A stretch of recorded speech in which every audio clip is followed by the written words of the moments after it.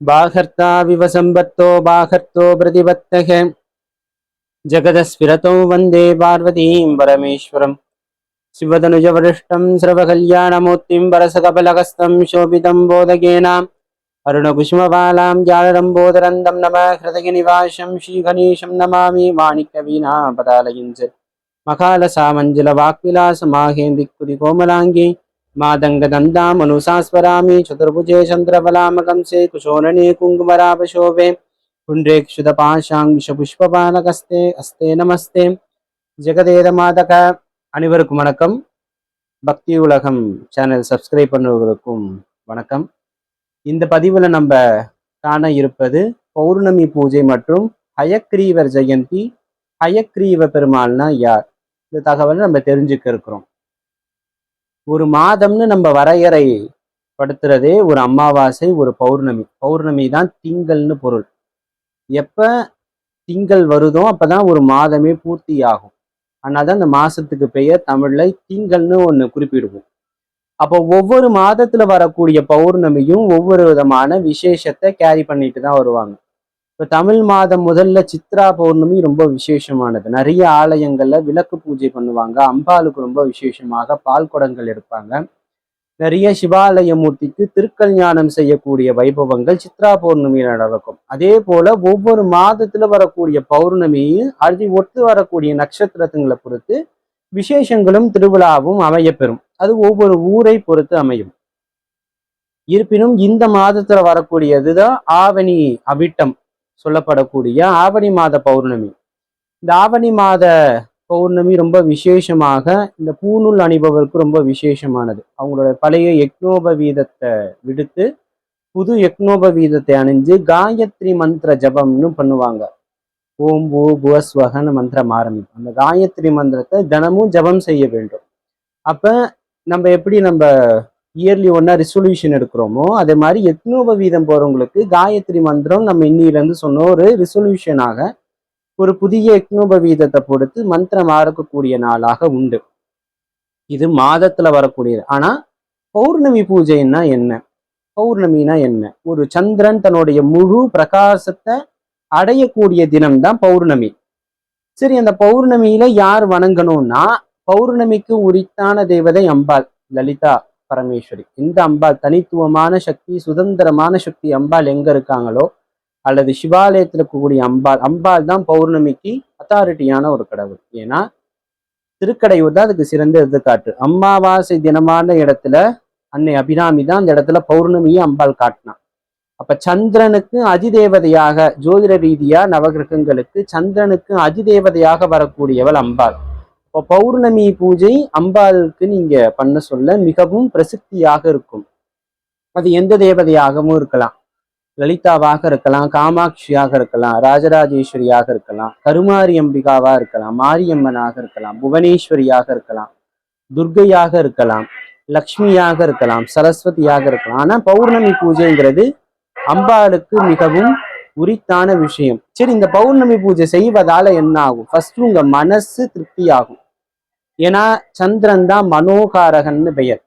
அப்போ உங்க மனசு மனோபலம் இருந்தா தேக பலமோ பிற பலங்கள் எல்லாமே அட்டாச்மெண்ட் ஆயிரும். அப்ப மனதை பலப்படுத்த வேண்டும். நீங்க ரொம்ப குழப்பவாதியா இருக்கீங்க, ஒரு முடிவெடுக்க முடியல, உங்களுக்கு தடுமாற்றமாக இருக்கு, நான் ரொம்ப ஸ்ட்ராங்கா இல்லை, வீக்கா இருக்கேன், இதுக்கு சின்ன சின்ன விஷயத்துக்கும் நான் கஷ்டப்படுறேன், அழுகுறேன், இந்த மாதிரி விஷயங்கள், கண்ணீர் வருது, இந்த மாதிரி விஷயங்கள் விடுபடணும்னு ஆசைப்பட்டீங்கன்னா பௌர்ணமி தினத்தன்று மாலையில, இந்த பௌர்ணமி பூஜை ஸ்பெஷலி ஈவினிங் சந்திரனை நீங்க பார்க்கணும்.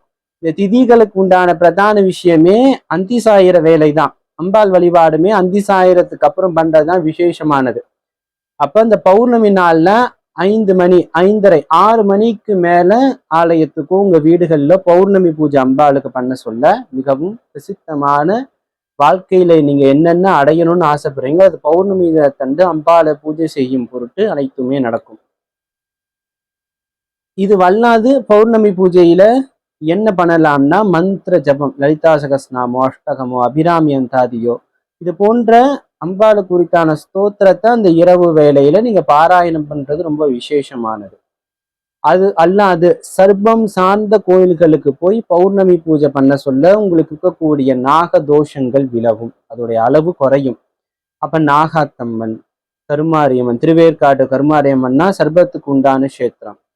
திருநாகேஸ்வரமோ கீழ்பெரும் பள்ளமோ, வட திருநாகேஸ்வரம், சென்னையில குன்றத்தூர்ல வட திருநாகேஸ்வரம்னு ஒரு ஸ்தேத்திரம் உண்டு. இது மாதிரியான சர்ப்பகேத்திரங்களுக்கு பௌர்ணமி தினத்தன்று போயிட்டு வர்றது மூலமாகவும் உங்களுக்கு உண்டான சர்வதோஷங்கள் குறையும். அப்ப இந்த மாதத்துல வரக்கூடிய பௌர்ணமிக்கு கூடுதலாக என்ன ஒரு விசேஷம்னா ஹயக்ரீவ ஜெயந்தின்னு ஒண்ணு வரும். ஏன்னா அது என்ன ஹயக்ரீவர்னா யார்? பெருமாள் நமக்கு அவதாரம்னா வெறும் தசவதாரம் தான் தெரியும். மச்ச கூம் அவதாரம், வாமன, சிம்ம, பரசுராமர், ராமர், பலராமர், கிருஷ்ணர், கல்கி. இன்னும் கல்கி எடுக்கல, கிருஷ்ணர் வரைக்கும் நம்ம இது பண்ணி வச்சிருக்கோம். அப்ப அது அல்லாது பெருமாளுக்கு பல விதமான அவதாரங்கள் உண்டு. ஸ்ரீமத் பாகவதம் அதை பறைசாற்றுகிறது பெருமாளுடைய பலவிதமான அவதாரங்கள்ல. அப்படி ஒரு அவதாரம் தான் ஹயக்ரீவர். ஹயக்ரீவர் யாருன்னா குதிரை முகத்தோடு இருக்கக்கூடிய மனித தேகமும் குதிரை முகத்தோடும் இருக்கக்கூடியவர் தான் ஹயக்ரீவ பெருமாள். இதுக்குண்டான புராணம் என்னன்னா, பெருமாள் தான் காக்கக்கூடிய கடவுள், ரக்ஷாஸ்வரூபன்னு பெயர் அவருக்கு, ரட்சிக்கக்கூடியவர். அப்படி யுத்தம் செய்வர். ஒரு மது கைடபரோட குறைஞ்சது 1000 வருஷம் ஒரு யுத்தம் பண்ணார் பெருமாள். அது மாதிரி பலவிதமான அசுரங்களுடன் ஆயிரக்கணக்கான கோடிக்கணக்கான வருஷங்கள் யுத்தம் பண்ணிட்டு வந்துட்டு ஒரு நாள் ஒரு இடத்துல இலைப்பாரி கொண்டிருந்தார். அவர் கையில வச்சிருக்கூடிய வில்லுக்கு பெயர் சாரங்கம்னு பெயர். அந்த சாரங்கத்துல கழுத்தை இப்படி வச்சு அவரு ஓய்வெடுத்து கொண்டிருந்தார். தேவர்களுக்கு ஒரு இன்னல், ஒரு குதிரை முகத்தோட ஒரு அசுரன் வந்து அவங்கள ரொம்ப அட்டகாசம் பண்ணியிருந்தாங்க. நிவர்த்தி என்ன வேணும்னு, ஏன்னா ரட்சிக்கக்கூடியது பெருமாள்னால பெருமாள் கிட்ட வந்து உபாயம் கேட்கிறாங்க. ஆனா பெருமாள் வந்து கண் அயர்ந்து அந்த உட்கார்ந்தே ரெஸ்ட் எடுத்துட்டு இருக்கிறதால என்ன தேவர்கள் பண்ணாங்கன்னா, எறும்பா மாறி அந்த வில்லுல போனாங்களாம். அந்த வில்லுனுடைய கயிறு என்னாச்சு, அது பட்டு பெருமாளுடைய கழுத்து துண்டிக்க ஆச்சு. அப்ப இந்த இதுக்குண்டான உபாயம் தேடணும்னு சொல்லி பிரம்மதேவரிடம் பரமேஸ்வரன் அம்பாளிடம் கேட்க சொல்ல, வடக்கு திசையை நோக்கி போறப்ப எந்த மிருகம் வருதோ அந்த மிருகத்தோடைய தலையை சுவாமிக்கு வச்சு அச்சராபாசம் பண்ணுங்க, அவரு உயிர்ப்பிப்பான்னு. குதிரை தான் இருந்தது. குதிரையோடைய முகத்தை அந்த சுவாமி பெருமாளுக்கு வச்சு, அதுக்கப்புறம் பிரம்மதேவர் தன்னுடைய சிருஷ்டியோடைய ஆற்றனால செயல்திறன் பண்ண அவர் ஹயக்ரீவராக வந்தார். அதே குதிரை முழுக்க அசுரனை வந்து வதம் பண்ணி தேவர்களுக்கு இன்பத்தை கொடுத்தார். ஆனா அதோட அவருடைய ஹயக்ரீவருடைய கடமை முடியல.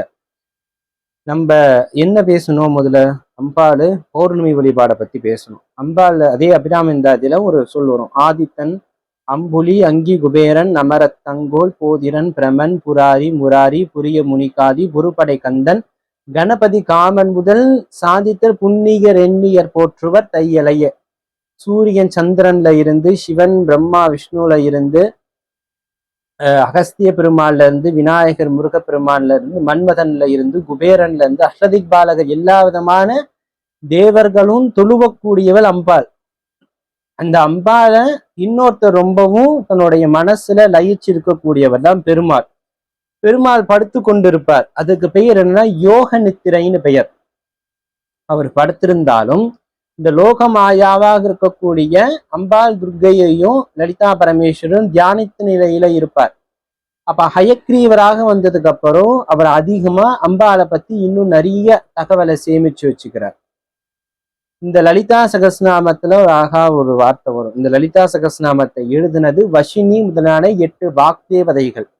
ஆனா பேச சொல்ல நல்லதை பேசணும்னு சொல்லுவாங்க. என்னைக்கும் ஒரு சொல் வெல்லும், ஒரு சொல் கொல்லும். நம்ம பேசுற பேச்சு வார்த்தைக்கு 8 வாக்தேவர்கள், வஷினி, காமேஸ்வரி, மோதினி, விமலே, அருணே, ஜெயினி, கௌலினி. இந்த 8 பேரும் தான் நம்ம பேசக்கூடிய சொல்லுக்கு உண்டான அதிதேவதைகள். அவங்கதான் லலிதா சகஸ்நாமத்தை எழுதுனாங்க.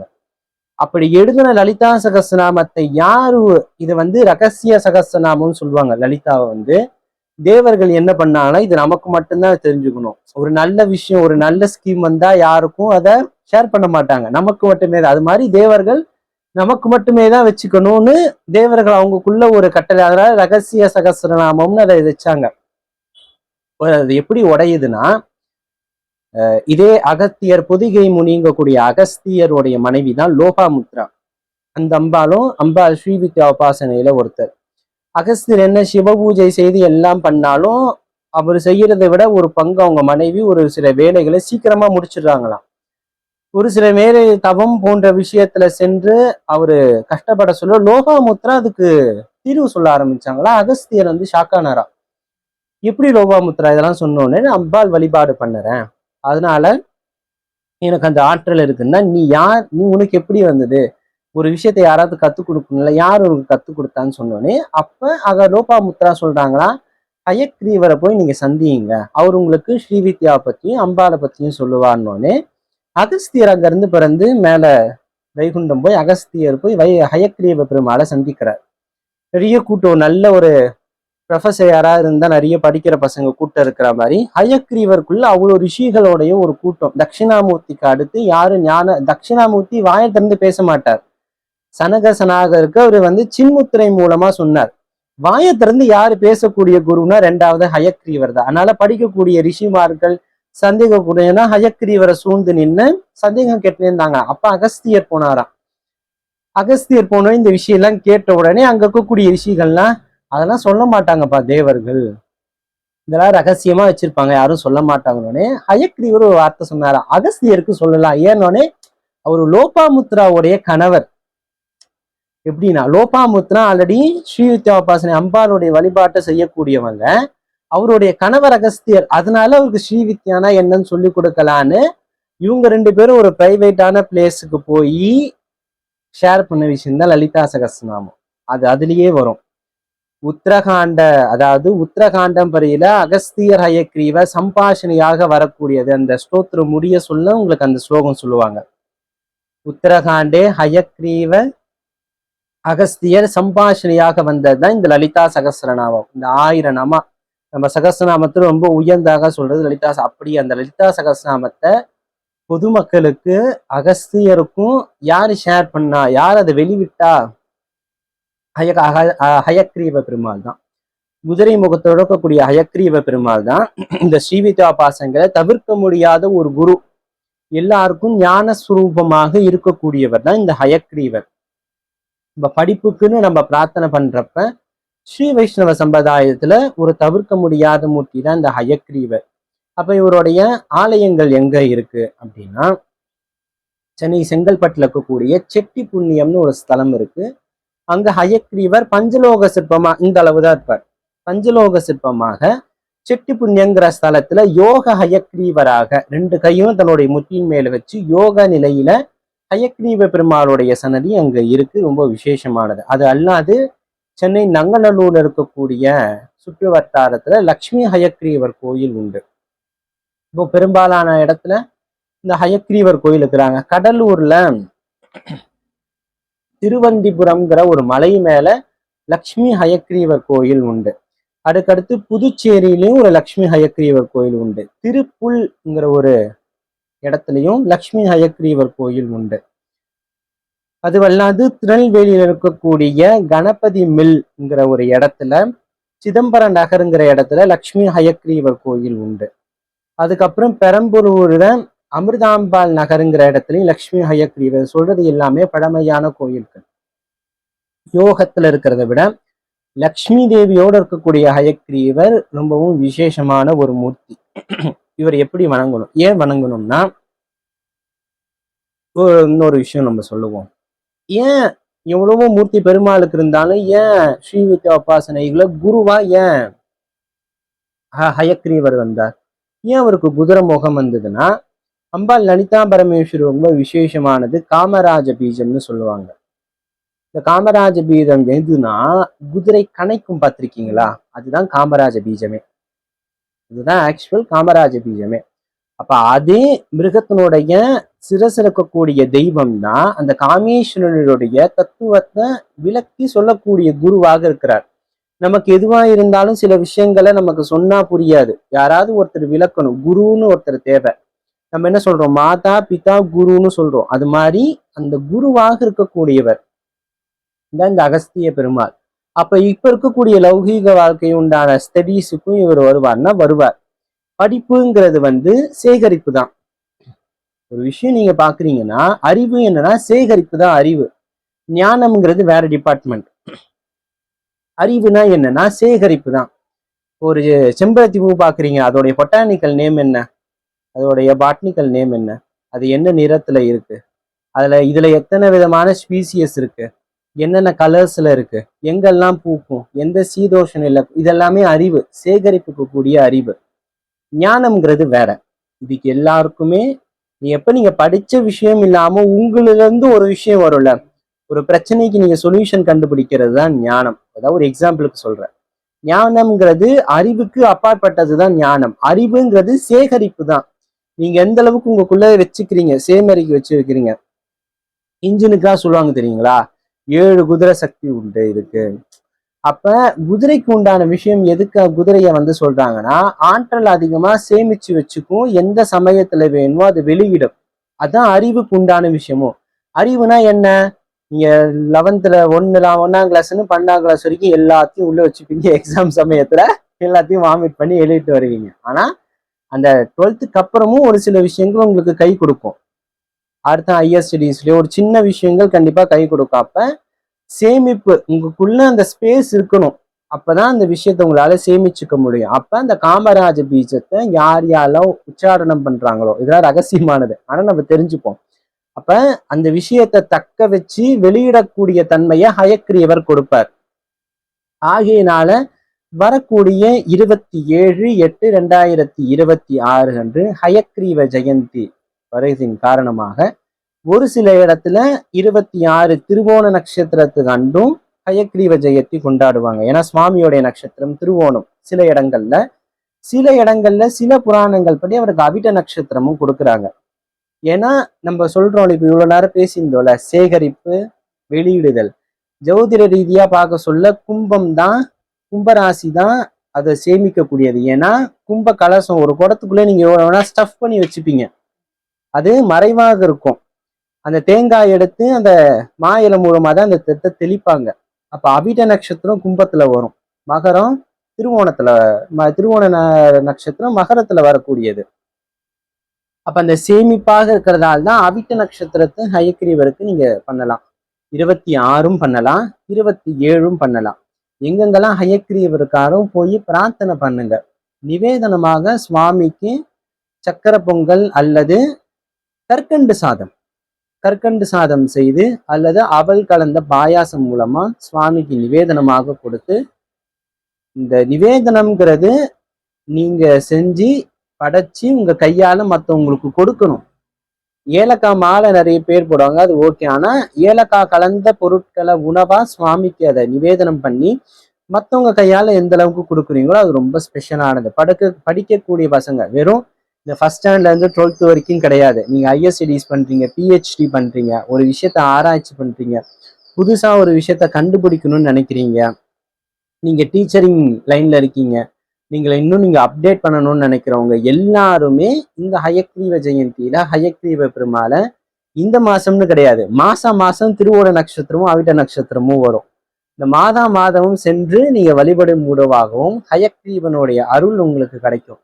சுவாமி அறிவையும் மீறி ஞானத்தையும் உங்களுக்கு கொடுப்பார். எது உண்மை எது போய் இங்க கண்டறியக்கூடிய தன்மையும் உண்மை தன்மை என்னவோ, உங்களுக்கு எந்த அளவுக்கு யாரா லேசியா இருக்காங்க, அதாவது உங்க வேலையே சாப்பிட்றது தூங்குறது அவ்வளவுதான், அதுக்கு மேல யாரும் செய்ய மாட்டாங்கிறவங்களையும் இந்த ஹயக்ரீவருடைய வழிபாடு பண்ண சொல்ல அவங்களுக்கு என்ன தேவையோ அடுத்த கட்டத்துக்கு போவாங்க. குழந்தை வேணுங்கிறவங்களும் இந்த ஹயக்ரீவரை வணங்க சொல்ல, அவருக்கு உண்டான ஏலக்காய் பிரசாதத்தை உள்ள சாப்பிட சொல்ல அவங்களுக்கு குழந்தை பேரும் வரும். அப்ப வித்தை உண்டு, சந்ததி உண்டு, ஆற்றல் உண்டு, மேன்மை உண்டு, அங்கீகாரம், இந்த அனைத்தையுமே கொடுக்கக்கூடிய ஒரு எம்பெருமானாக குதிரை முகத்தோடு லக்ஷ்மி தேவியுடன் சங்கு சக்கரத்தோடோ அல்லது யோக நிலையிலேயோ காட்சி கொடுக்கக்கூடிய இந்த ஹயக்ரீவ பெருமாளை இன்ற மாதம் முதல் வரக்கூடிய நாட்கள் படிக்கக்கூடிய பசங்களும் அறிவு பெறவங்களும் வணங்கு ரீதியாக நீங்க என்ன கேட்குறீங்களோ சுவாமி ரீதியமா நீங்க அறிவீங்கன்னு சொல்லி அடுத்த ஒரு பதிவுல இதே போன்ற ஒரு விசேஷ தன்மையும் வேற ஒரு சுவாமி மூர்த்தியோ ஜோதிட ரீதியான விஷயங்களையும் தெரிஞ்சுப்போம். நன்றி, வணக்கம்.